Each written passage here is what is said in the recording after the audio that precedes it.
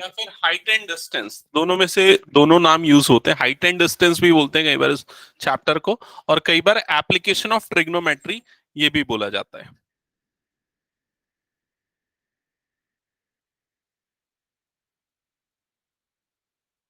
Application of trigonometry.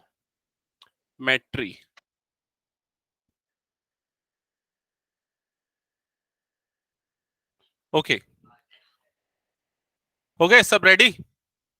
ठीक है, सामने ध्यान देना। एप्लीकेशन ऑफ ट्रिग्नोमेट्री में इसके एप्लीकेशन का क्या मीनिंग है ये समझेंगे, और इसको कैसे अप्लाई करते हैं ये दोनों चीजें हम यहां पर देखेंगे।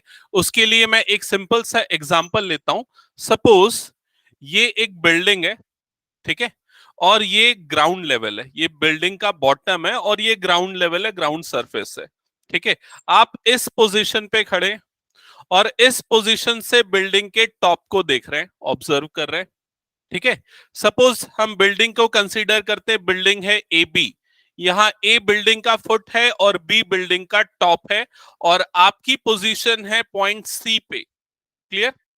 और यहां पर ये बी से सी का डिस्टेंस, मतलब बिल्डिंग के फुट से जो पर्सन है उसका डिस्टेंस आपको गिवन है, और सपोज ये डिस्टेंस है 30 मीटर्स का।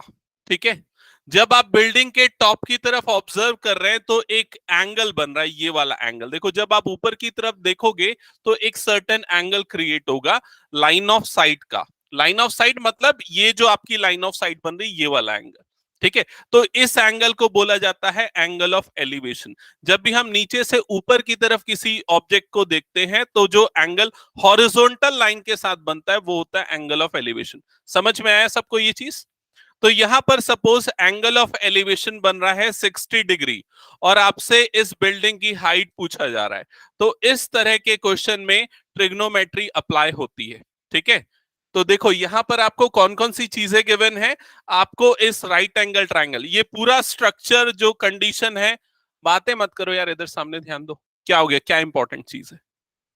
ये जो पूरा स्ट्रक्चर है ये एक्चुअली क्या फॉर्म कर रहा है? एक राइट एंगल ट्राइंगल, जिसमें ये वाला एंगल क्या है, 90 डिग्री। हाइपोटेनियस बीसी है, परपेंडिकुलर एबी है, और एसी जो वो है क्या है, बेस है। क्लियर ये चीज? तो अगर आपको हाइट निकालनी है, बेस गिवन है, एंगल गिवन है, तो कौन से ट्रिग्नोमेट्रिक रेशियो का यूज करेंगे? tan का यूज करेंगे, क्योंकि tan आपको किसका रेशियो देता है? कौन सा रेशियो मिलता है? P by B, perpendicular upon base. तो हम यहाँ टेन थीटा का यूज करेंगे। Tan theta is equal to perpendicular upon base. तो थीटा की वैल्यू यहाँ पर क्या है, 60 डिग्री।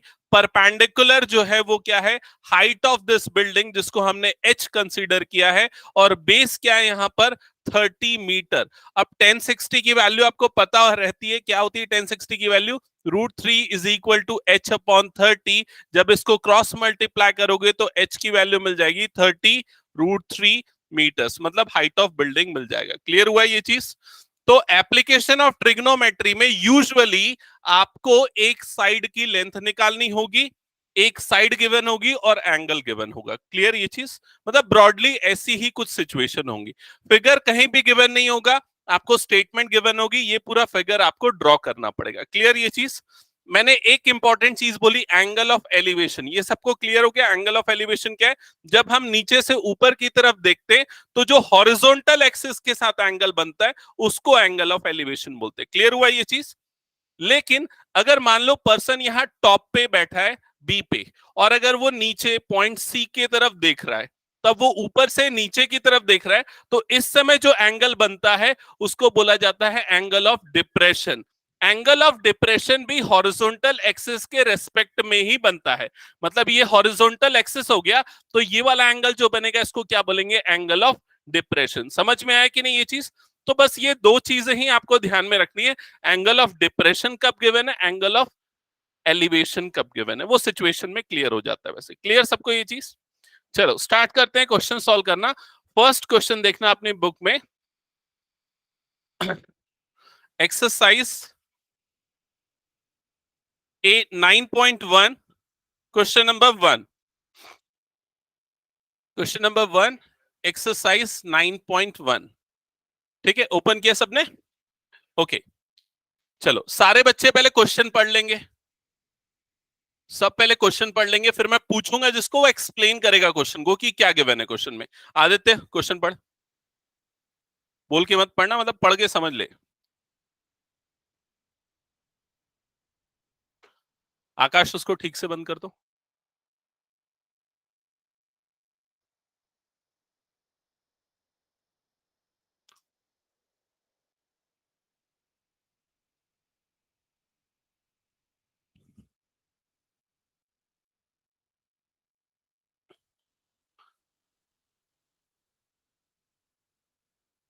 हाँ भाई, सबने पढ़ लिया क्वेश्चन? ओके, चलो ठीक है, अब आदित्य पढ़ना बोल के एक बार।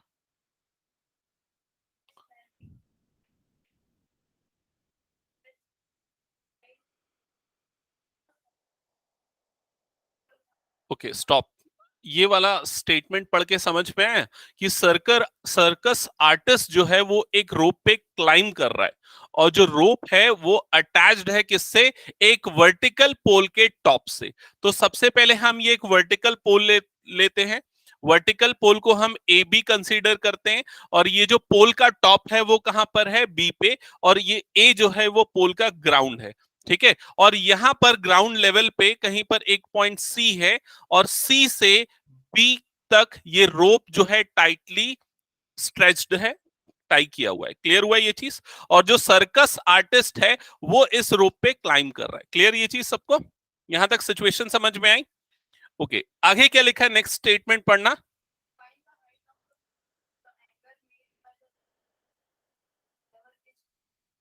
Okay, find the height of the pole. आपको पोल की हाइट निकालनी है, तो ये वाला पार्ट जो है A B, this is question mark. और आपको ये जो एंगल है जो रोप ग्राउंड लेवल के साथ बना रहा है एंगल, वो गिवन है। कितना गिवन है ये एंगल? 30 डिग्री गिवन है। स्टार्टिंग में एक और चीज गिवन थी, ये रोप की लेंथ। रोप की लेंथ मतलब कौन सी लेंथ है यहां पर?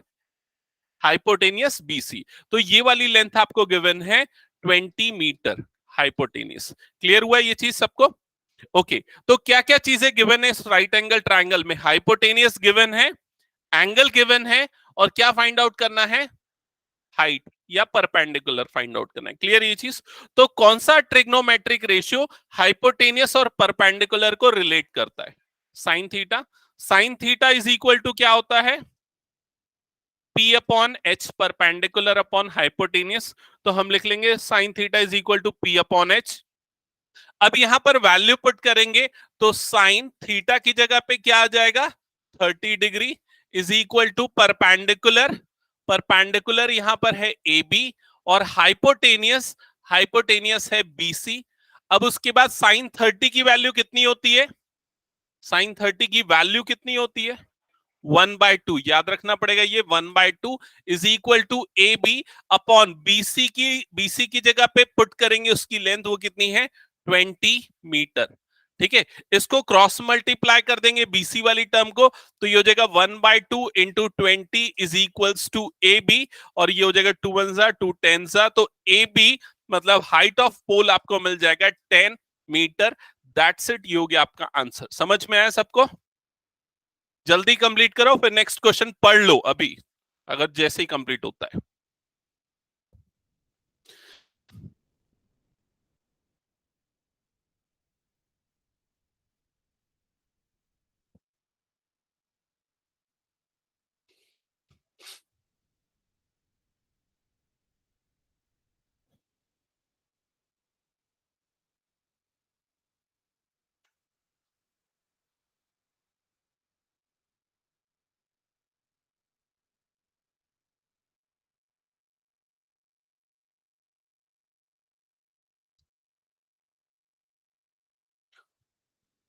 अच्छा अनीश, समझ में आया कि नहीं ये वाला क्वेश्चन? बताना यस सर। जल्दी। और अपूर्व, हम लोग एप्लीकेशन ऑफ ट्रिग्नोमेट्री कर रहे हैं, पेज नंबर 203, एक्सरसाइज 9.1 ओपन करना। हटा दो इसको पूरा। ओके, नेक्स्ट क्वेश्चन पे मूव करते हैं। Question number 2। Question number 2 fast करना है, बता रहा हूं सबको, एकदम जल्दी कोशिश करना है कि आज मैक्सिमम क्वेश्चन हो जाए। क्वेश्चन नंबर 2 सबने पढ़ लिया है? जिसने नहीं पढ़ा जल्दी से पढ़ो उसको। 2 क्या लिखा है? A tree breaks due to storm and the broken part bends so that the top of the tree touches the ground making an angle 30 degree with it. ठीक है, सो इनिशियली क्या गिवन है कि एक इस तरह से एक ट्री था। ठीक है, ये ग्राउंड लेवल है, ये ग्राउंड लेवल ले रहे हैं, ये ट्री है। ठीक है, क्या हुआ? स्टॉर्म के कारण, आंधी तूफान के कारण ये ट्री जो है यहां से टूट गया। यहां से टूट गया तो क्या होगा? ये वाला हिस्सा जो है यहां से बैंड हो जाएगा और वो इस तरह से आ जाएगा। तो ये जो ब्रोकन पार्ट है वो बैंड होके इस तरह से ग्राउंड लेवल को टच करने लग गया। क्या ये सिचुएशन समझ में आई सबको? और जब ये ग्राउंड को टच कर रहा है ब्रोकन पार्ट, तो जो इस ट्री का टॉप था वो ग्राउंड के साथ एक एंगल फॉर्म कर रहा है, और वो एंगल आपको गिवन है। कितना गिवन है?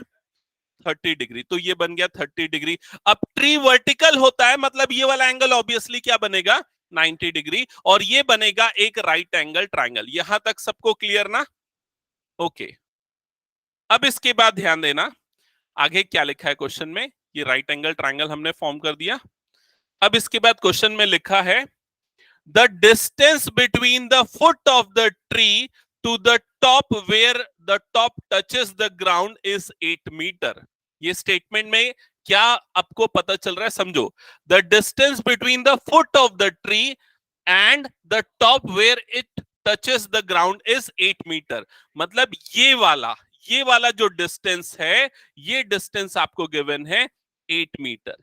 समझ में आया ये चीज? हाइपोटेनियस नहीं, ये वाला डिस्टेंस ट्री के फुट का और उसके टॉप का जो डिस्टेंस है जहां वो टच करे वो 8 मीटर। क्लियर क्वेश्चन सबको यहां तक? आगे क्या लिखा है? Find the height of the tree. तो आपको ट्री की हाइट फाइंड आउट करनी है। क्लियर? तो ट्री की हाइट कैसे निकलेगी? आपको इस राइट एंगल ट्रायंगल का क्या क्या निकालना पड़ेगा ट्री की हाइट निकालने के लिए? दोनों चीजें निकालनी पड़ेगी। इस ट्री का परपेंडिकुलर भी निकालना पड़ेगा और इस ट्री का हाइपोटेनियस भी निकालना पड़ेगा, क्योंकि जो ट्री की एक्चुअल हाइट है वो परपेंडिकुलर और हाइपोटेनियस को मिला के, ये अनब्रोकन पार्ट है और ये ब्रोकन पार्ट है। क्लियर हुआ ये चीज? तो यहां आपको दोनों चीजें निकालनी है। सबसे पहले क्या निकालने भाई? सबसे पहले परपेंडिकुलर ही निकाल लेते हैं। टेन से परपेंडिकुलर और बेस का रिलेशन मिल जाता है हमको। Tan theta is equal to क्या होता है? Perpendicular upon base. तो यहां पर थीटा की वैल्यू कितनी है? 30 डिग्री। परपेंडिकुलर को पी ही रहने दो। बेस क्या हो गया? 8। टेन 30 की वैल्यू कितनी होती है? 1/√3। याद हो जाना चाहिए, अगली बार 1030 आया तो ऐसा कोई ना हो जिसको याद ना हो 1030 की वैल्यू। ठीक है, तो 1030 की जगह 1/√3, ये वाली टर्म एज इट इज, इसको क्रॉस मल्टीप्लाई कर दो तो P की वैल्यू क्या आ जाएगी? 8/√3 मीटर। समझ में आया ना ये चीज? ठीक है, अभी ये जो वैल्यू है परपेंडिकुलर की 8/√3 है। ठीक है, डिनोमिनेटर में √3 वाली टर्म दिख रही है। फिलहाल इसको ऐसे ही छोड़ देते, बाद में देखते हैं रैशनलाइज की जरूरत पड़ती है कि नहीं डिनोमिनेटर में, बाद में देखें, करना पड़ेगा। चलो ठीक है, देख लेते हैं या कर लेते हैं रैशनलाइज। हाँ, मुझे भी ऐसे ही लग रहा था। अभी ऐसे ही छोड़ते, जगह छोड़ दे रहा हूं मैं, रैशनलाइजेशन की जरूरत पड़ी तो। ठीक है, परपेंडिकुलर निकल गया, अब निकालना है हाइपोटेनियस। तो हाइपोटेनियस और ये हो गया भाई बेस। हाइपोटेनियस बेस का रिलेशन किससे मिलता है? कॉस से मिलता है। Cos theta is equal to क्या होता है? P/H, base upon hypotenuse. Cos theta, theta की वैल्यू कितनी हो गई? 30 डिग्री। बेस कितना है? 8। हाइपोटेनियस H ले लेते हैं। कॉस 30 की वैल्यू कितनी होती है? हाँ, √3/2। कॉस 30 की वैल्यू होती है √3/2 इज इक्वल टू 8/H। समझ में आया? क्रॉस मल्टीप्लाई करते हैं तो ये हो जाएगा √3H इज इक्वल टू 8/2। समझ में आया कि नहीं? 8/2 होगा ना, 8/2 क्रॉस मल्टीप्लाई हुआ है, H इधर गया, 2 इधर गया। ठीक है, तो H इज इक्वल टू कितना हो जाएगा? 16/√3। ये आ गया इस राइट एंगल ट्राइंगल का हाइपोटेनियस। क्लियर ये चीज? अब जो हाइट ऑफ ट्री है, हाइट ऑफ ट्री, वो इन दोनों पार्ट के एडिशन से मिलेगा, ब्रोकन पार्ट और अनब्रोकन पार्ट। तो अनब्रोकन पार्ट कितना था, 8/√3, और ब्रोकन पार्ट जो हाइपोटेनियस है वो कितना आया, 16/√3। दोनों का एलसीएम क्या आएगा, √3। न्यूमरेटर ऐड हो जाएगा 8+16, तो 8+16 का एडिशन क्या होगा, 24/√3। सबको समझ में आया यहां तक? अब रैशनलाइज कर दो डिनोमिनेटर। रैशनलाइज करने के लिए न्यूमरेटर में √3 मल्टीप्लाई करेंगे और डिनोमिनेटर में भी √3 मल्टीप्लाई करेंगे, तो न्यूमरेटर क्या हो जाएगा, 24√3, और डिनोमिनेटर √3 का प्रोडक्ट क्या बन जाएगा, 3। फिर 3 1 जा, 3 8 जा, तो आंसर क्या आ जाएगा फाइनली आपके पास, 8√3 मीटर्स। ये हो जाएगी ट्री की हाइट। एक बार चेक कर लो, और अगर कहीं डाउट है तो पूछो। ईशा क्लियर? माही? ये वाला मैंने क्या किया, ये डिनोमिनेटर 24/√3 आ रहा था, तो डिनोमिनेटर को रैशनलाइज करने के लिए ऊपर और नीचे √3 मल्टीप्लाई किया। ठीक है, वो क्लास 9th में फर्स्ट चैप्टर में रैशनलाइज द डिनोमिनेटर होता था ना, उसमें हम ऐसा करते थे, वही चीज। ठीक है, सबको क्लियर यहां तक? जिनका हो गया नेक्स्ट क्वेश्चन जल्दी से पढ़ लो भाई।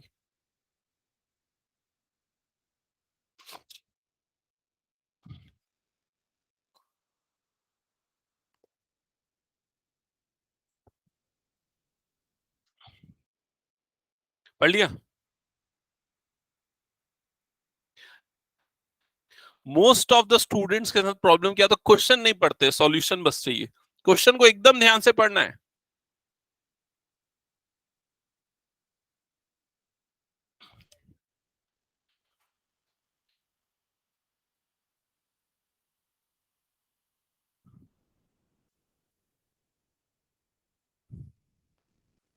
पढ़ लिया सबने? सो ठीक है, कौन एक्सप्लेन करेगा क्वेश्चन? वैभव एक्सप्लेन कर चल।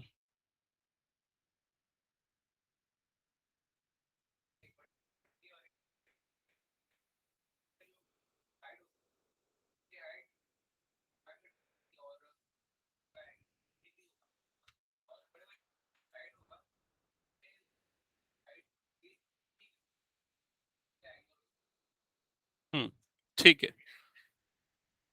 दो टाइप की स्लाइड्स बन रही है, एक बड़े बच्चों के लिए और एक छोटे बच्चों के लिए। ठीक है, तो जो बड़े बच्चों के लिए स्लाइड है वो थोड़ी सी स्टीपर स्लाइड है इस तरह की, और जो छोटे बच्चों के लिए स्लाइड है वो थोड़ी सी कम स्टीपर है, ऐसी कुछ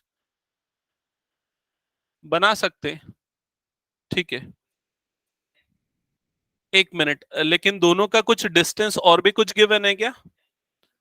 नहीं, हाइट गिवन है, हाइट और एंगल, तो फिर ये जरूरी नहीं है कि दोनों एक साथ बने। अच्छा, एक दूसरा इस तरफ बोल रहा है क्या, दोनों के बेस की लेंथ सेम ऐसा गिवन है क्या? तो फिर कैसे बना सकते हैं? समझ में आया? दोनों के बेस की लेंथ सेम नहीं है तो एक साथ बनाना सही नहीं होगा वो। ठीक है, तो ये दो स्लाइड बनी है। जो बड़े बच्चों के लिए स्लाइड बनी है उसकी हाइट आपको क्या गिवन है, देखो और क्वेश्चन को बताओ कितनी है। 5 मीटर होगी, देखो अच्छे से। 3 मीटर है क्या? 1 मिनट पढ़ने दो मुझे।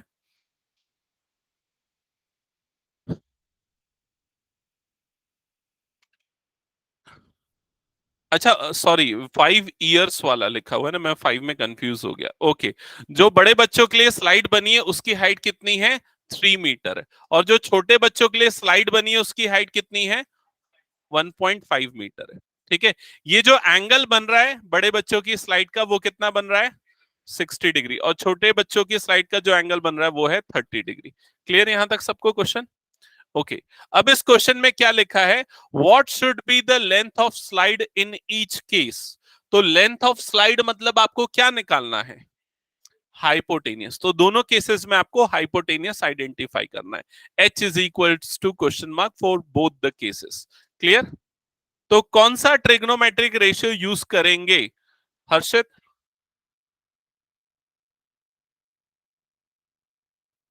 साइन। करेक्ट, साइन यूज करेंगे क्योंकि परपेंडिकुलर गिवन है और हाइपोटेनियस निकालना है। क्लियर ये चीज? तो sine theta is equals to होता है perpendicular upon hypotenuse. So first case में, केस वन में हमारे पास साइन थीटा की वैल्यू है 60 डिग्री, परपेंडिकुलर गिवन है 3 मीटर, हाइपोटेनियस को h रहने दो। फिर उसके बाद साइन 60 की वैल्यू कितनी होती है? Sine 60 Vaibhav √3/2 is equals to 3/h, cross multiply करना। So √3h is equals to, ये इधर जाएगा तो 3 2 ये हो जाएगा 6। सो h इज इक्वल्स टू क्या आ जाएगा? 6/√3। यहां तक समझ में आया माही? यहां तक क्लियर? अब क्या करेंगे बताओ? रैशनलाइज करेंगे डिनोमिनेटर को, तो उसके लिए न्यूमरेटर में √3 और डिनोमिनेटर में √3 मल्टीप्लाई करेंगे। तो न्यूमरेटर क्या हो जाएगा? 6√3 और डिनोमिनेटर √3 क्या बन जाएगा? 3। समझ में आया? 3 1 3 2 तो ये क्या आ जाएगा? 2√3 मीटर्स। ये फर्स्ट वाले केस में स्लाइड की लेंथ होगी। ठीक है, case one.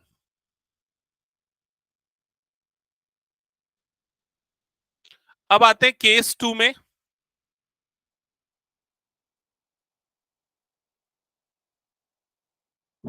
Case two, again sine theta use होगा। Sine theta is equals to perpendicular upon hypotenuse sine theta की वैल्यू, सेकेंड वाली स्लाइड में थीटा की वैल्यू कितनी है? 30 डिग्री। परपेंडिकुलर कितना गिवन है? 1.5 डिवाइडेड बाय हाइपोटेनियस। साइन 30 की वैल्यू क्या होती है? 1/2 is equals to 1.5 divided by h। Cross multiply कर दो टर्म्स को, तो ये इधर जाएगा, ये वाला टर्म इधर। So h into one that is h, 1.5 into two, so will get hypotenuse is equal to 3 metre. ये हो जाएगा सेकेंड पार्ट का आंसर। ठीक है, तो ये दोनों स्लाइड्स की लेंथ हो जाएगी। किसी को कुछ डाउट तो पूछ लो। जिनका डाउट नहीं है वो नेक्स्ट क्वेश्चन स्टार्ट कर देना। आपको लास्ट में प्रॉपर आंसर लिखना पड़ेगा, वर्ड प्रॉब्लम्स जब भी रहते हैं। Hence, the length of the slides are 3 meter and 2√3 meter respectively.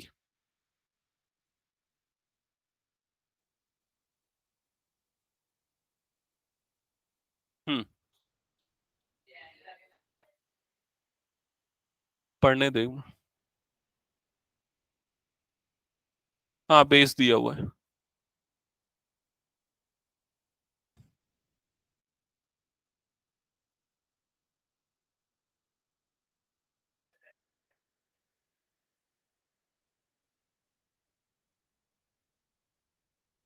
क्या बोल रहा है?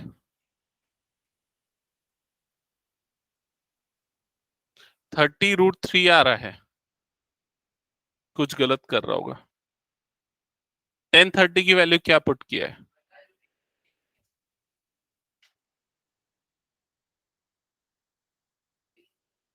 नहीं, डिनोमिनेटर में √3 आना चाहिए, ऐसा कुछ होना चाहिए।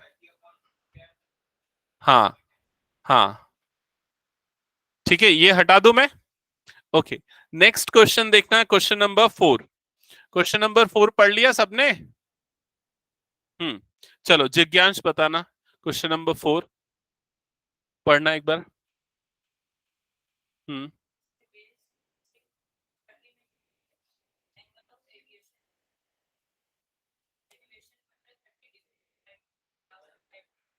Okay, okay.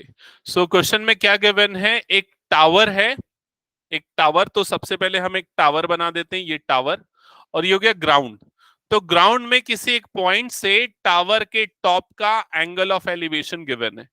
मतलब ये पॉइंट हो गया सपोज पॉइंट पी, ये टावर हो गया सपोज क्यू आर, और इस पॉइंट पी से टावर के टॉप का एंगल ऑफ एलिवेशन कितना गिवन है? Angle of elevation 30 degree. और ये जो ग्राउंड में जो पॉइंट पी है उसका टावर से डिस्टेंस भी गिवन है। ये डिस्टेंस कितना गिवन है? 30 मीटर गिवन है। ठीक है, क्वेश्चन को पढ़ोगे तो ये डेटा आपको समझ में आ जाएगा। ठीक है, अब आपको टावर की हाइट निकालनी है, मतलब क्यू आर की लेंथ निकालनी है। तो क्लियर है, आपको बेस गिवन है और आपको निकालना है परपेंडिकुलर। तो बेस और परपेंडिकुलर का रेशियो मिलता है 10 से। ठीक है। सो यहां पर हम लिखेंगे tan theta is equals to perpendicular upon base p upon b। tan theta के प्लेस पे आएगा 30 degree is equal to perpendicular, उसकी वैल्यू है QR डिवाइडेड बाय बेस, उसको हम लिख देते हैं PQ। tan 30 की वैल्यू 1/√3 होती है। QR as it is, PQ के प्लेस पे आएगा 30, फिर उसके बाद इसको क्रॉस मल्टीप्लाई कर दो तो 30/√3 इज इक्वल्स टू QR। अब डिनोमिनेटर को रैशनलाइज कर दो, इस तरह से लिख देते QR is equal to 30/√3। Denominator को रैशनलाइज करने के लिए इंटू √3/√3 करेंगे, और उसके बाद न्यूमरेटर हो जाएगा 30√3, डिनोमिनेटर में √3 मल्टीप्लाई होके 3 बनेगा, 3 1 जा 3 10 जा, तो आंसर आएगा 10√3 मीटर्स। तो ये हो जाएगी हाइट ऑफ टावर। किसी को कोई डाउट तो पूछ लो, कोई डाउट नहीं तो नेक्स्ट क्वेश्चन स्टार्ट करो। ये वाले जो क्वेश्चंस देख रहे हो अभी इनिशियली, वो 2 मार्क्स वाले क्वेश्चंस हैं, ठीक है। इसके बाद जो क्वेश्चंस आएंगे, question number I think 6 7 onwards होंगे, जिसमें एक से ज्यादा राइट एंगल ट्रायंगल बनते हैं, वो 4 मार्क्स के लेवल वाले क्वेश्चंस होंगे। इसके बाद वाला ये क्या, ओके।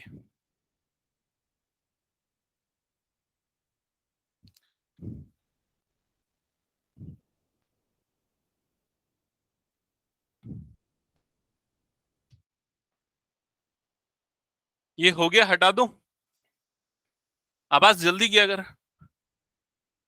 बात बहुत करता है। हो गया, नेक्स्ट क्वेश्चन पढ़ जल्दी से। Question number 5।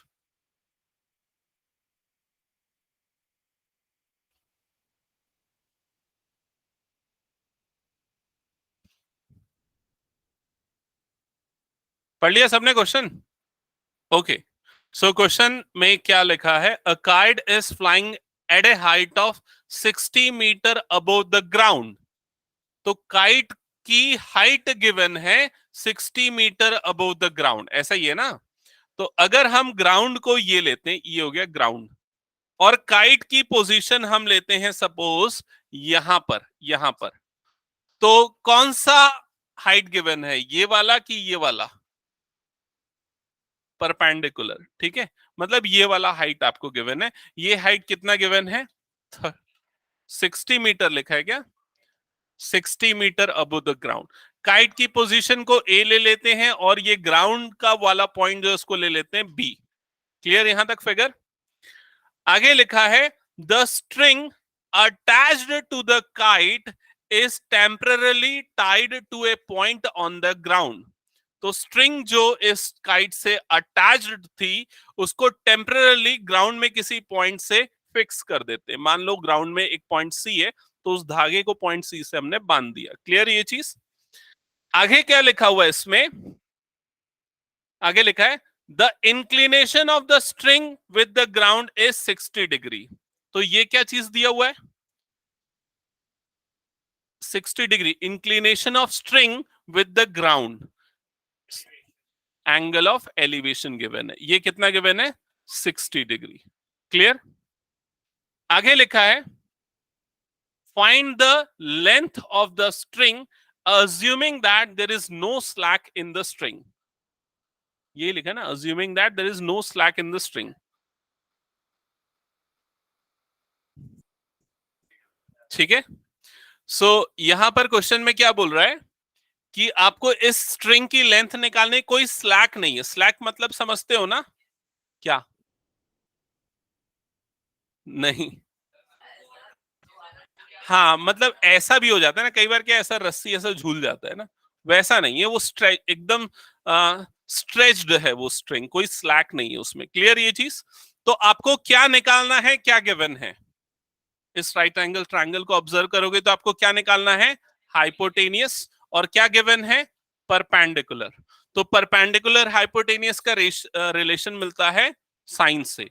तो सबसे पहले हम लिखेंगे sine theta is equals to P upon H, perpendicular upon hypotenuse. Sine theta की जगह पे आएगा 60 degree, perpendicular AB upon hypotenuse AC sine 60 की वैल्यू क्या होती है? √3/2, सही बोला, इज इक्वल्स टू AB कितना हो गया? 60 divided by AC, cross multiply करो, √3AC is equals to 60 into 2, so AC is equals to 60 into 2 हो जाएगा 120/√3। क्लियर यहां तक? रैशनलाइज कर दो डिनोमिनेटर को, सो √3/√3, न्यूमरेटर हो जाएगा 120√3 डिवाइडेड बाय 3, 3 1 जा 3 4 जा 12, सो ये आएगा 40 मीटर्स। तो length of string AC is equals to 40√3 metres. That's it, ये होगा फाइनल आंसर। किसी को कोई डाउट तो पूछ लो।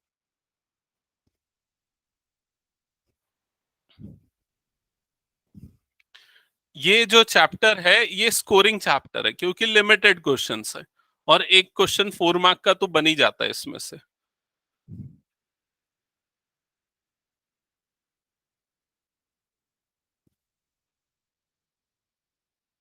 जिनका हो गया वो नेक्स्ट क्वेश्चन पढ़ना।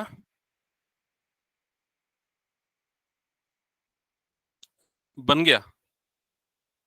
सोचो उसका फिगर अच्छे से बनाने की कोशिश की। फिगर बन गया? ठीक है, ठीक है। जिनका हो गया नेक्स्ट क्वेश्चन पढ़ना।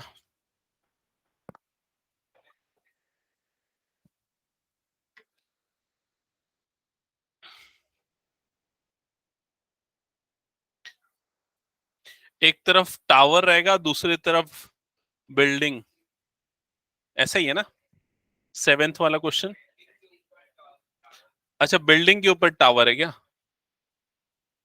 हाँ, तो बिल्डिंग, उसके ऊपर टावर, फिर ये वाला एंगल ऑफ एलिवेशन, वाला एंगल ऑफ एलिवेशन। हाँ, वो उसके लिए हिंट कर रहा था। ये हटा दूं मैं? Okay, next question number 6। Question number 6 पढ़ना माही, क्या लिखा हुआ है?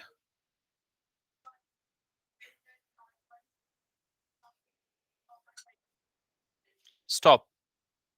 ये सिचुएशन समझ में? पहली line, a 1.5 metre tall boy is standing at some distance from 30 metre tall building. तो यहां पर सबसे पहले तो ये हो गया हॉरिजॉन्टल ग्राउंड लेवल, मतलब यहां पर वो बॉय है जिसकी हाइट कितनी है? 1.5 मीटर। और यहां पर वो बिल्डिंग है, बिल्डिंग की हाइट भी गिवन है क्या? कितनी है बिल्डिंग की हाइट? 30 मीटर। ठीक है, बॉय की पोजीशन में ले रहा हूं AB, और ये बिल्डिंग की पोजीशन ले रहा हूं CD, पॉइंट से मार्क कर देते हैं। ठीक है, तो ये फिगर सबको समझ में आ गया? आगे पढ़ते हैं, क्वेश्चन में क्या लिखा है, पढ़ो।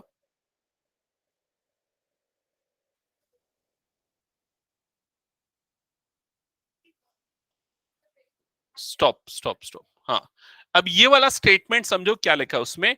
The angle of elevation from his eyes to the top of the building increases from 30 degree to 60 degree as he walks towards the building. So जब वो बिल्डिंग के टॉप को देख रहा था तो बिल्डिंग के टॉप को देखते समय यहां पर एक एंगल ऑफ एलिवेशन बन रहा था। ठीक है, वो एंगल ऑफ एलिवेशन किससे मेजर करते हैं हम? हॉरिजॉन्टल एक्सिस से। तो ये वाला जो एंगल ऑफ एलिवेशन बन रहा था, ये कितना बन रहा था? 30 डिग्री। समझ में आया ना? पॉइंट ए से क्यों लिया, समझ में आया कि नहीं? क्योंकि उसकी आंख ऊपर होगी तो ऊपर से ही देखेगा ना पॉइंट ए। ठीक है, so angle of elevation increases 30 degree to 60 degree as he walk toward the building। तो जब वो बिल्डिंग की तरफ आगे बढ़ेगा तो उसकी नई पोजीशन जो होगी, अब वो यहां पर आ गई, उसकी पोजीशन अब वो यहां पर आ गया। अब सपोज वो आ गया EF, इस पॉइंट पे। ठीक है, और अब जो एंगल ऑफ एलिवेशन बन रहा है वो क्या है? 60 डिग्री। मतलब जब अब इस पॉइंट पे वो इस टावर को देख रहा है तो ये वाला एंगल ऑफ एलिवेशन बन रहा है 60 डिग्री। क्या ये सबको समझ में आया?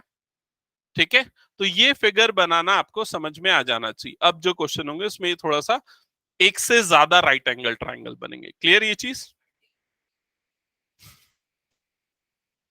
चलो चेक करते हैं, यहां तक सबको क्लियर ना? ओके, अब यहां पर ध्यान देना थोड़ा सा। इस फिगर में ही हम पूरा समझते हैं इस पूरे स्ट्रक्चर को। ये जो 30 मीटर है, ये एक्चुअली ये सीडी की टोटल लेंथ है। यहां तक सबको क्लियर? सीडी की टोटल लेंथ कितनी है? 30 मीटर। इस पॉइंट को हम कंसीडर कर लेते हैं पॉइंट जी। तो ये जो जीसी की लेंथ है ये कितनी होगी बताओ देख के? ये होगी 1.5 मीटर। और ये जो लेंथ है डीजी की, ये डीजी की लेंथ कितनी होगी?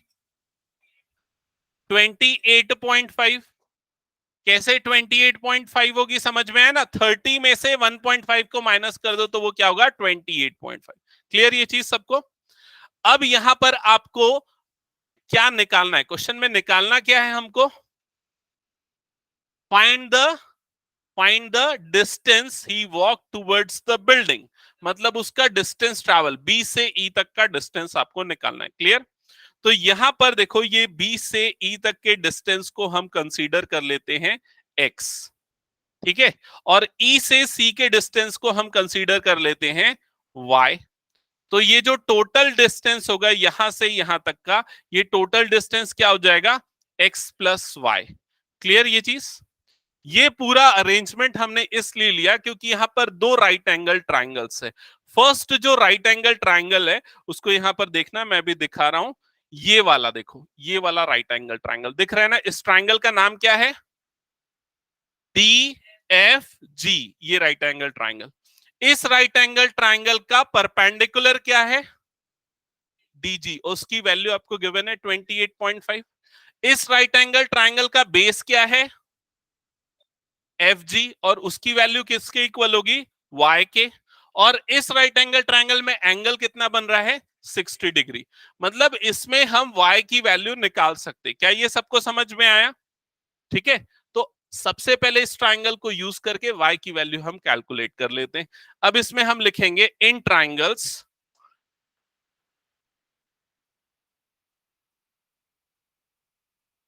इन ट्राइंगल डी एफ जी, कौन सा ट्रिग्नोमेट्रिक रेशियो लेंगे इसमें हम?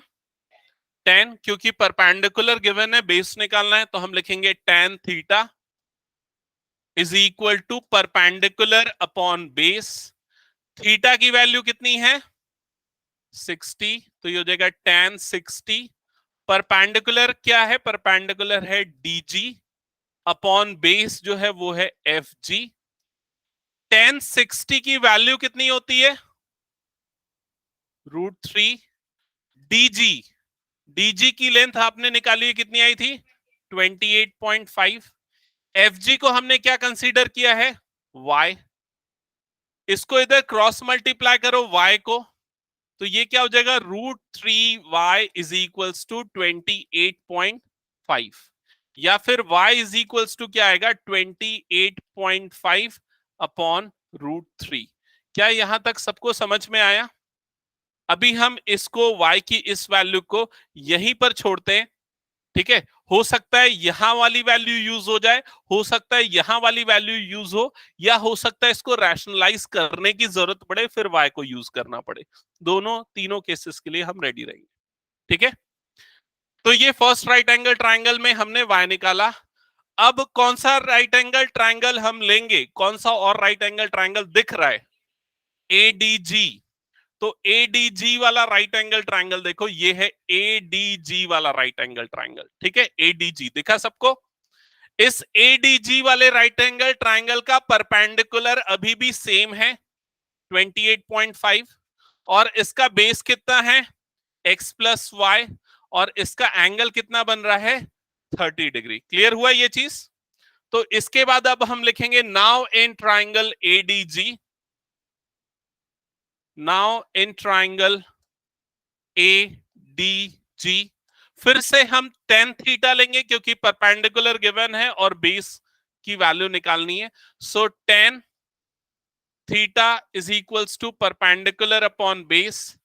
tan थीटा की वैल्यू आ जाएगी यहां पर 30 degree is equals to perpendicular, ये होगा 28.5 डिवाइडेड बाय बेस। तो बेस क्या है यहां पर? x plus y. ये चीज सबको क्लियर? अब tan 30 की वैल्यू कितनी होती है? 1/√3। ऊपर लिखा है क्या? 1/√3 is equals to 28.5 divided by x plus y. Clear ये चीज? क्रॉस मल्टीप्लाई कर दो। क्रॉस मल्टीप्लाई करोगे तो ये वाली टर्म इधर चले जाएगी, ये क्या हो जाएगा? 1 मिनट यार, इसको अगर हम ऐसे ही कर दे तो 1/√3 को यही रहने देते और यहां पर इंटू एक्स प्लस वाई कर दे। थोड़ा कैलकुलेशन इजी करने के लिए मैं ऐसा कर रहा हूं, देख लेते हैं काम आएगा कि नहीं आएगा, है ना। √3 को क्रॉस मल्टीप्लाई नहीं कर रहा हूं, सिर्फ एक्स प्लस वाई को कर रहा हूं। ऐसा इसलिए किया क्योंकि वाई की वैल्यू देखो क्या है, 28/√3 है ना। जब पुट करूंगा ना तो वो √3 बन जाएगा, इसलिए थोड़ा इजी होगा, इसलिए ऐसा कर दिया। ठीक है, तो 1/√3 एज इट इज, ये x की value as it is, plus y की जगह पे क्या आ जाएगा 28.5/√3 इज इक्वल्स टू क्या आ जाएगा 28.5। चेक करो यहां तक क्लियर है क्या? अब ब्रैकेट ओपन करोगे तो 1/√3 x से मल्टीप्लाई होगा तो क्या बन जाएगा x/√3। ये 1/√3 इससे मल्टीप्लाई होगा तो 28.5 डिवाइडेड बाय √3 इंटू √3, जो कि बाद में क्या बन जाएगा 3, दैट इज इक्वल टू 28.5। क्या यहां तक का कैलकुलेशन समझ में आया सबको? अब इसके बाद आगे ध्यान देना क्या होगा नेक्स्ट स्टेप में। ये वाली जो टर्म है x/√3 as it is plus 28.5 divided by √3 multiply होके बन गया 3 इज इक्वल्स टू 28.5। किसी को कोई डाउट तो पूछो। ये 3 से कट सकता है क्या? 3 1 जा 3, 3 9 जा 27, फिर पॉइंट लग जाएगा। 1 इधर गया, 1 उधर गया तो क्या हो गया 15, 3 5 जा 15 तो क्या आ जाएगा 9.5। क्लियर? x/√3 ऐसा डायरेक्ट काटना कितने लोगों को आता है? ऐसा वाला सबको आना चाहिए ना, ये सब प्रैक्टिस कर लेना, ठीक है। ठीक है, प्लस 9.5 इज इक्वल्स टू 28.5।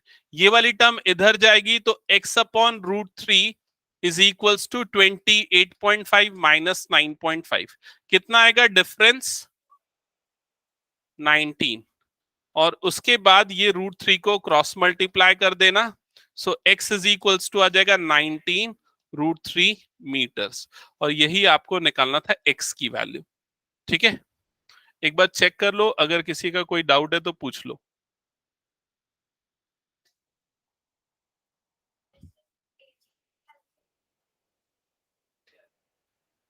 चलेगा, ठीक है, वैसा भी कर सकते हैं।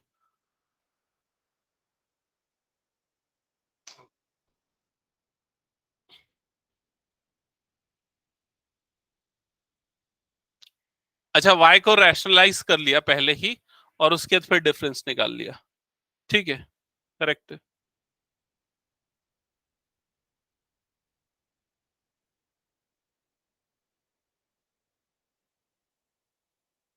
किसी को कुछ डाउट है इसमें?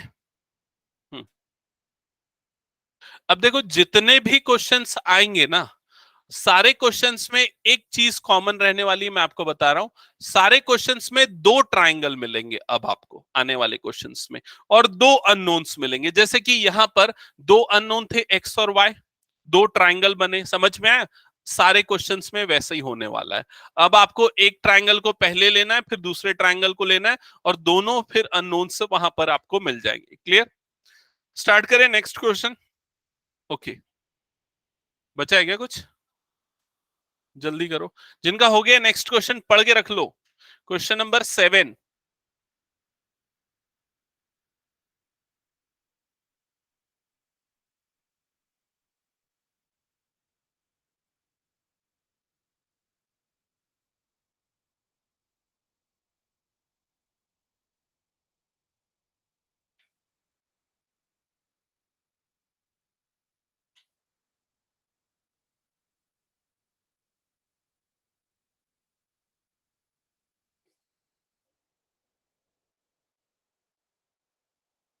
पढ़ा नहीं मैं क्वेश्चन।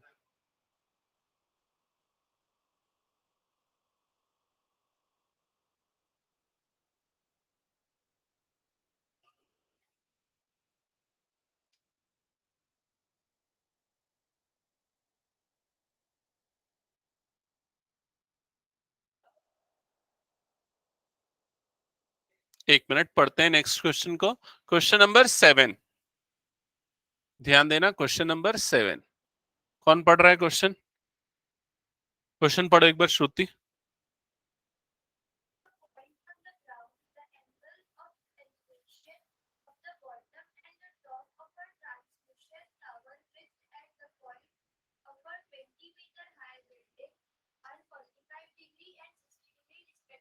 हाँ, ये स्टेटमेंट समझ में आया कि नहीं? 2 लाइन का पूरा एक कंप्लीट स्टेटमेंट है, पूरा सेंस उस स्टेटमेंट से मिल जाना चाहिए।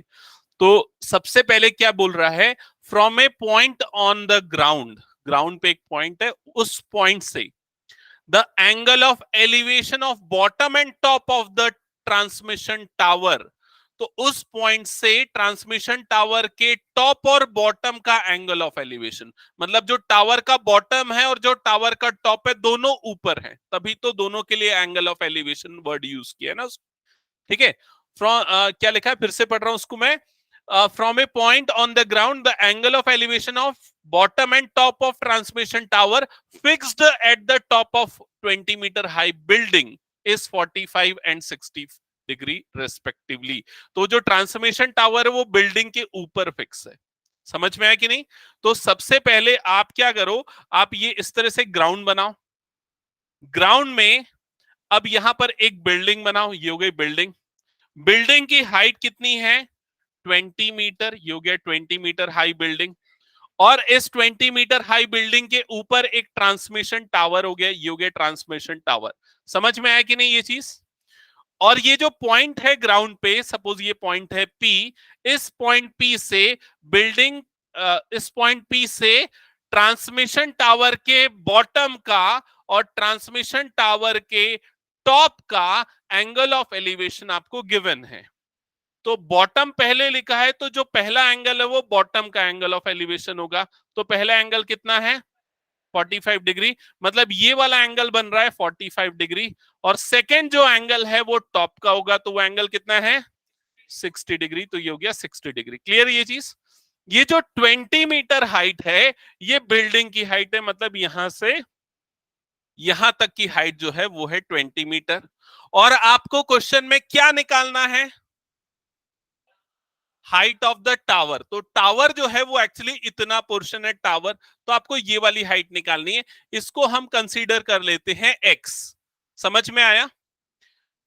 अब इस पूरे फिगर में जो एक और चीज अननोन है, इंपॉर्टेंट है, वो क्या है? क्या है वो? बेस। बेस अननोन है, तो इसके बेस को हम कंसीडर कर लेते हैं y। ठीक है, और अब जो पॉइंट्स है, वर्टाइसेस है, उनको मार्क कर लेते हैं Q, इस पॉइंट को ले लेते हैं R, इस पॉइंट को ले लेते हैं S। ठीक है, यहां तक सबको क्लियर? अगेन यहां पर भी हमको दो राइट एंगल ट्राइंगल्स दिख रहे हैं। कौन कौन से हैं वो दो राइट एंगल ट्राइंगल्स? PQR और PQS। ठीक है, अब देखो आप पहले वो वाला ट्राइंगल यूज करो। देखो ध्यान से सुनना, अभी जो मैं बता रहा हूं मैं आपको बात, दोनों ट्राइंगल में आप उस ट्राइंगल को पहले यूज करो जिसमें सिंगल अननोन आता है। जैसे कि अगर हम PQR वाले ट्राइंगल को लेते हैं पहले, तो उसमें देखो सिंगल अननोन आ रहा है, बेस जो कि y है, परपेंडिकुलर तो आपको क्लियरली पता है। दूसरा जो ट्राइंगल है PQS, अगर वो लेते हो तो आपको दोनों अननोन मिलेंगे। कैसे? क्योंकि जब आप PQS लोगे तो इसका परपेंडिकुलर क्या हो जाएगा? इसका परपेंडिकुलर हो जाएगा 20 प्लस x, और इसका बेस क्या हो जाएगा? y। तो दो अननोन हो गए, तो ज्यादा मुश्किल जाएगी सॉल्व करने में। तो इसलिए ऐसे राइट एंगल ट्राइंगल को पहले सेलेक्ट करो जिसमें सिंगल अननोन आए। क्लियर ये चीज? तो हम सबसे पहले कंसीडर करेंगे ट्राइंगल PQR। Triangle PQR। अब ट्राइंगल PQR का बेस गिवन है, परपेंडिकुलर गिवन है और एंगल गिवन है। ठीक है, तो हम टेन थीटा यूज करेंगे परपेंडिकुलर और बेस का रिलेशन निकालने के लिए। Tan theta is equal to perpendicular upon base.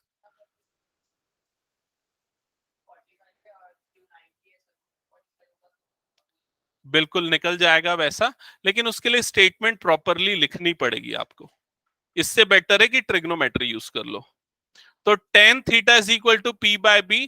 तो टेन थीटा की वैल्यू 45, परपेंडिकुलर यहां पर हो जाएगा क्यू आर, बेस की वैल्यू कितनी है पी क्यू, या जिसको y लेंगे हम 1045 1 होता है, क्यू आर की लेंथ है 20 और पी क्यू को हमने कंसीडर किया है y, क्रॉस मल्टीप्लाई कर दो, आपको y की वैल्यू मिल जाएगी 20, so you'll get y is equals to 20 metre. Clear ये चीज? अब देखो इधर ध्यान से सुनना, जैसा ये बोल रहा था गुंजेश कि ये वाला एंगल कितना है 90, ये वाला एंगल कितना है 45, तो ये बचा हुआ एंगल भी क्या होगा 45 होगा। समझ में आई ये चीज? तो ये कौन सा ट्राइंगल होगा? Isosceles triangle. आइसोसेलेस ट्राइंगल के ये दोनों साइड्स जो इक्वल एंगल के अपोजिट साइड क्या होते हैं इक्वल, तो अगर ये 20 है तो ये वाला एंगल, ये वाला साइड भी क्या होगा 20। आप वैसा कर सकते हो बट उसके लिए आपको प्रॉपर स्टेटमेंट लिखना पड़ेगा। ठीक है, यहां तक क्लियर सबको? अब नेक्स्ट ट्राइंगल कंसीडर करेंगे, नेक्स्ट राइट एंगल ट्राइंगल। तो नेक्स्ट राइट एंगल ट्राइंगल कौन सा है?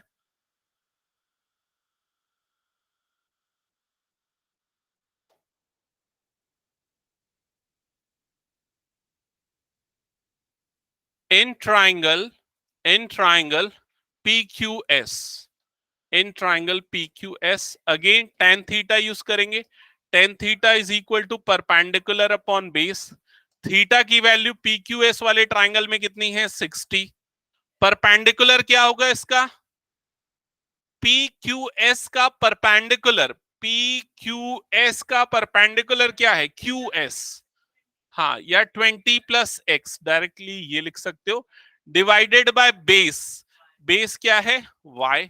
1060 की वैल्यू होती है √3, that is equal to 20 plus x upon y की वैल्यू आपने निकाल ली है, कितनी आई है 20, पुट कर दो, ये क्रॉस मल्टीप्लाई होगा, सो लेफ्ट साइड में हो जाएगा 20 √3, राइट साइड में हो जाएगा 20 प्लस एक्स। ये 20 को भी इधर शिफ्ट करो तो 20 √3 minus 20 is equal to x.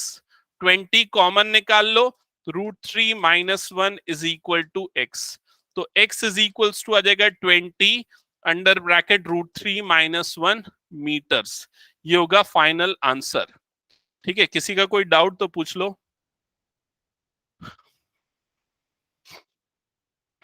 कई बार इस तरह के क्वेश्चंस में √3 की वैल्यू क्वेश्चन में गिवन होती है, आपको पुट करके डेसिमल में आंसर निकालना पड़ता है, और अगर क्वेश्चन में गिवन नहीं है तो आपको याद रहनी चाहिए √3 की वैल्यू ये होता है 1.73।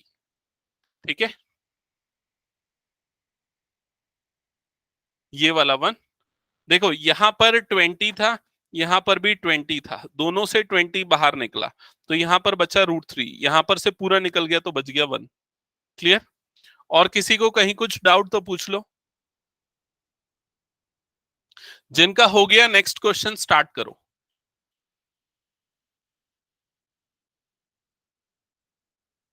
पेडेस्टल मतलब एक टाइप का प्लेटफॉर्म, हाँ, उस टाइप का बोल सकते हैं पेडेस्टल, हाँ, उसको भी बोलते हैं, दोनों जगह पे यूज होता है। पेडेस्टल मतलब प्लेटफॉर्म में भी यूज होता है और पैदल चलने की जगह को भी पेडेस्टल बोलते हैं।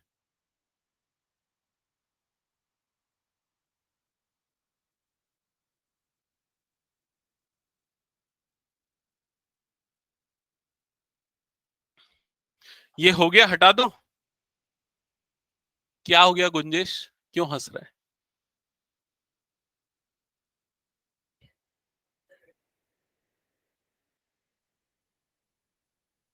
Question number 8, question number 8 start करते हैं। क्वेश्चन नंबर 8 में लिखा है अ स्टैच्यू, मैं पढ़ रहा हूं, सारे बच्चे ध्यान से समझना, अब क्वेश्चंस का लेवल धीरे धीरे टफ होते जाएगा। ठीक है, तो आपको ध्यान से समझना पड़ेगा क्वेश्चंस को। A statue 1.6 meter tall stands on the top of a pedestal। तो एक स्टैच्यू है, उसकी हाइट गिवन है, वो स्टैंड कर रही है एक पेडेस्टल के ऊपर, मतलब एक प्लेटफॉर्म टाइप का बना हुआ है उसके ऊपर। तो यहां पर हम दो चीजें पहले बना लेते हैं, ये हो गया सपोज पेडेस्टल, और ये हो गया सपोज उसके ऊपर रखा हुआ स्टैच्यू। ठीक है, और पेडेस्टल की किसकी हाइट गिवन है यहां पर स्टैच्यू की हाइट गिवन है ना क्या शायद? Yes, a statue 1.6 metre tall. तो स्टैच्यू की हाइट है 1.6 मीटर। ए बी को स्टैच्यू ले लेते हैं और बी सी ये हो गया पेडेस्टल। क्लियर यहां तक सबको? आगे लिखा है the angle of elevation from, नहीं सॉरी गलत पढ़ रहा हूं, sorry, from a point on the ground the angle of elevation of top of the statue is 60 degree, and from the same point the angle of elevation of top of the pedestal is 45 degree। ठीक है, तो ये हो गए। अब ground देखो कहां पर है, यहां पर ये ग्राउंड है। From a point on the ground, ground पे इस पॉइंट, सपोज पॉइंट डी से आपको स्टैच्यू के टॉप का एंगल ऑफ एलिवेशन गिवन है और पेडेस्टल के टॉप का एंगल ऑफ एलिवेशन गिवन है। ये दो एंगल ऑफ एलिवेशन गिवन है। तो सबसे पहले ये वाला जो एंगल ऑफ एलिवेशन है पेडेस्टल के टॉप का, वो कितना है? 45 डिग्री। और स्टैच्यू के टॉप का एंगल ऑफ एलिवेशन कितना है? 60 डिग्री। ये गिवन है आपको। ठीक है, यहां पर इसको हम यहां से यहां तक ए बी की लेंथ को 1.6 मार्क करके रखें। अब क्या लिखा है क्वेश्चन में पढ़ना, find the height of the pedestal. मतलब आपको ये बीसी की हाइट फाइंड आउट करनी। एग्जैक्टली प्रीवियस क्वेश्चन जैसा ही आपको दिख रहा है। तो बीसी की हाइट को एक्स ले लेते हैं, सीडी को यहां पर क्या ले लेते हैं? वाई ले लेते हैं। ठीक है, तो हमको दो राइट एंगल ट्राइंगल मिलेंगे। कौन कौन से दो right angle triangle? B D C, B D C वाला। इसमें दो अननोन है, कौन से? एक्स और वाई। दूसरा राइट एंगल ट्राइंगल कौन सा मिलेगा? A D C. इसमें भी दोनों अननोन्स मिल जाएंगे, क्योंकि इसका परपेंडिकुलर कितना हो जाएगा? x plus 1.6। ये हो जाएगा इसका परपेंडिकुलर। और बेस क्या है? y। अगेन दोनों अननोन सारे दोनों राइट एंगल ट्राइंगल में। तो हम किसको पहले कंसीडर करें? छोटे वाले ट्राइंगल को पहले ले लेते हैं, क्योंकि ज्यादा आसान हो जाएगा। हाँ, एक्स और वाई इक्वल आएगा। छोटे वाले ट्राइंगल में अगर आप ऑब्जर्व करोगे, जैसे मैंने बताया, ये एंगल कितना होगा? 45, सॉरी ये 90 होगा। ये एंगल कितना गिवन है? 45। तो ये वाला एंगल भी क्या मिलेगा? 45। तो ये छोटा वाला ट्राइंगल आइसोसेलेस ट्राइंगल बन जाएगा, और इसलिए एक्स और वाई दोनों साइड्स के आ जाएंगे इक्वल। लेकिन हम उसको ट्रिग्नोमेट्री यूज करके लिखेंगे। तो हम सबसे पहले छोटे ट्राइंगल को लेते हैं। In triangle B C D, in triangle B C D, tan theta is equal to perpendicular upon base. tan theta की वैल्यू आएगी 45 is equals to perpendicular given है x, बेस गिवन है, हमने कंसीडर किया है y। tan 45 की value 1 होती है, that is equal to x upon y। Cross multiply करोगे you will get x is equal to y। Clear हुआ सबको यहां तक?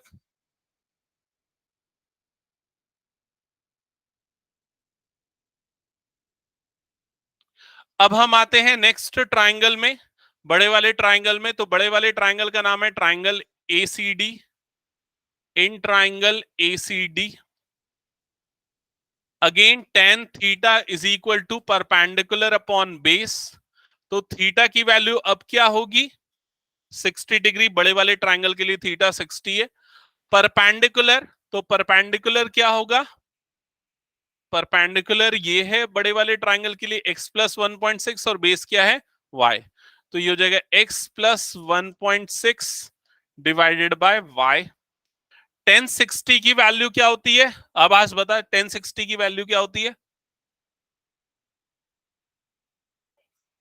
हाँ लिखेंगे ना, आजू बाजू वाले बता दिए लग रहा है। लिखा है क्या? ठीक है, x plus 1.6 divided by y के प्लेस पे पुट कर देंगे अब x, बिकॉज गिवन है ना x is equal to y। यहां पर ये आ गया, क्रॉस मल्टीप्लाई कर दो तो ये वाली टर्म इधर जाएगी। तो ये जाएगा √3x is equal to x plus 1.6। ये x वाली टर्म इधर जाएगी। इसके बाद कैलकुलेशन समझ लो, कैलकुलेशन ध्यान से समझना। इसके बाद x वाली टर्म इधर जाएगी, तो √3x minus x is equal to क्या हो जाएगा? 1.6। अब क्या करेंगे? x कॉमन निकालेंगे तो क्या बचेगा ब्रैकेट के अंदर? √3 - 1, समझ में आया? इधर पे क्या बचा 1.6, ये क्रॉस मल्टीप्लाई होगा तो x इज इक्वल टू क्या हो जाएगा 1.6 डिवाइडेड बाय √3 - 1, समझ में आया? अब इसके आंसर्स को रैशनलाइज करके लिखना पड़ेगा प्रॉपरली, तो डिनोमिनेटर को रैशनलाइज करते हैं। रैशनलाइज करने के लिए x is equal to 1.6 divided by √3 - 1 ये आया था।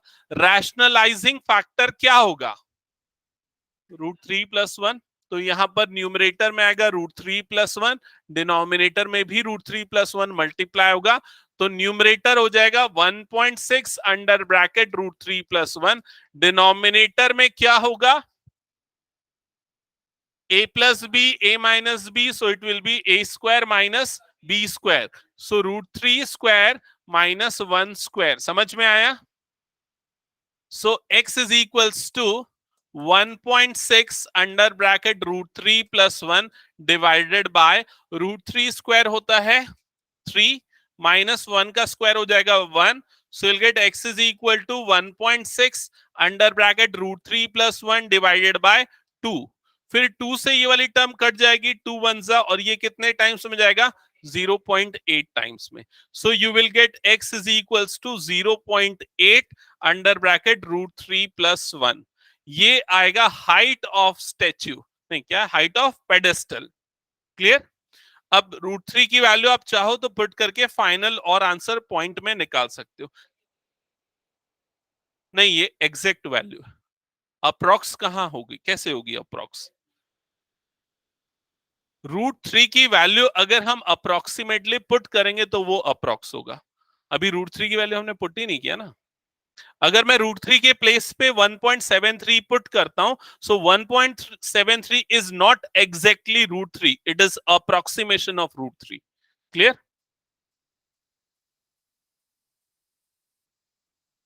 ओके, किसी को कुछ डाउट इस क्वेश्चन में तो पूछो, अदरवाइज नेक्स्ट क्वेश्चन स्टार्ट करते हैं। टाइम हो गया कि बचा है?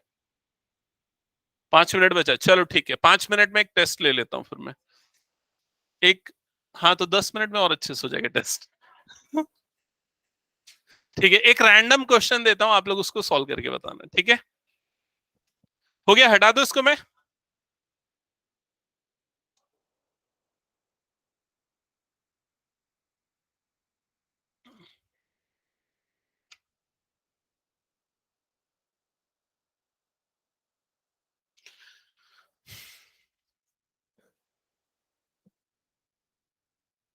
दे दूं क्वेश्चन? ठीक है, नोट कर लेना क्वेश्चन, बुक क्लोज कर दो, पहले तो बुक क्लोज कर दो सारे बच्चे। ये क्वेश्चन जो मैं दे रहा हूं कई बार एग्जाम में आया हुआ क्वेश्चन है, ठीक है? तो अच्छा इंपॉर्टेंट क्वेश्चन है, क्वेश्चन नोट करना। The shadow of A tower, the shadow of A tower standing on A ground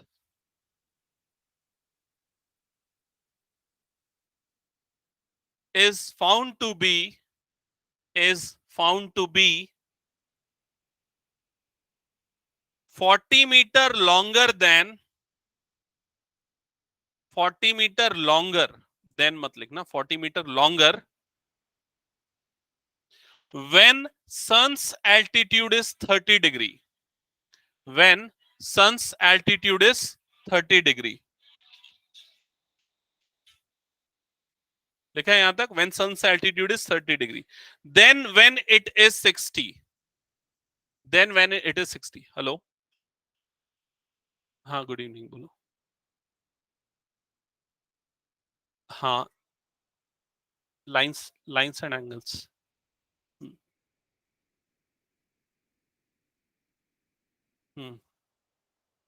ठीक ठीक, ओके। हाँ, सो यहां तक लिखा व्हेन इट इज 60 डिग्री, यहां तक लिख लिया। आगे find the height of the tower, find the height of the tower, चलो सॉल्व करो।